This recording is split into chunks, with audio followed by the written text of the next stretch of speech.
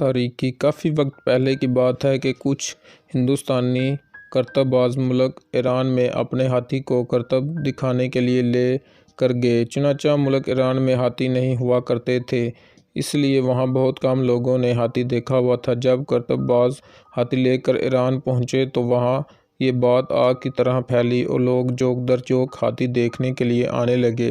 اسی طرح رات ہو گئی اور لوگ بھی سارے دیکھ کر جا چکے تھے۔ ٹھیک اسی وقت کچھ اور آدمی اچانک آئے اور ہاتھی دیکھنے کی فرمائش کرنے لگے۔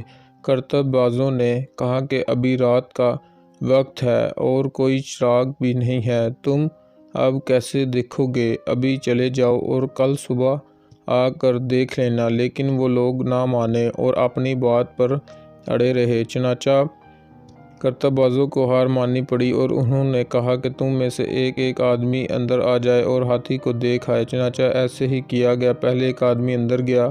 اندر بالکل اندھیرا تھا، اس لیے اس نے اپنے ہاتھوں سے ہاتھی کا اندازہ لگانا شروع کر دیا۔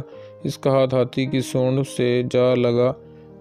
اس آدمی نے باہر آ کر اپنے دوستوں سے کہا کہ ہاتھی تو پائپ کی طرح گول اور لمبا ہے۔ پھر اس کے بعد دوسرا آدمی اندر گیا اور اس کا ہاتھ ہاتھی کی ٹانگوں پر لگا اور اس نے باہر آ کر اپنے دوستوں سے کہا کہ ہاتھی میں نے دیکھ لیا، ہاتھی تو بالکل مینار کی کا طرح ہے۔ پھر اس کا بعد تیسرا آدمی اندر گیا اور اس کا ہاتھ ہاتھی کے کان پر لگا۔ اس نے باہر آ کر اپنے دوستوں سے کہا کہ ہاتھی تو بالکل پتلا اور چھان کی طرح ہے۔ اب وہ دوست آپس میں لڑنے لگے کہ ایک دوست کہنے لگا ہاتھی لمبا ہے، دوسرا کہنے لگا ہاتھی موٹا، تیسرا کہنے لگا ہاتھی پتلا ہے۔ اگر وہ دوست روشنی چراغ ساتھ لے کر جاتے تو ان کے درمیان کبھی بھی اس بات پر لڑائی نہ ہوتی کہ ہاتھی کس طرح ہے۔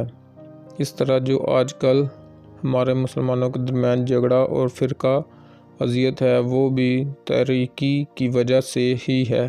اگر ہم بھی چراغ سے روشنی ڈالتے تو ہمارے درمیان بھی جھگڑا نہ ہوتا۔ آخر میں اللہ تعالیٰ سے دعا ہے کہ اللہ تعالیٰ ہمیں سمجھنے اور عمل کرنے کی توفیق عطا فرمائے، آمین۔ تھینک یو گائز، ملتے ہیں نیکسٹ ویڈیو میں، تب تک کے لیے اللہ حافظ۔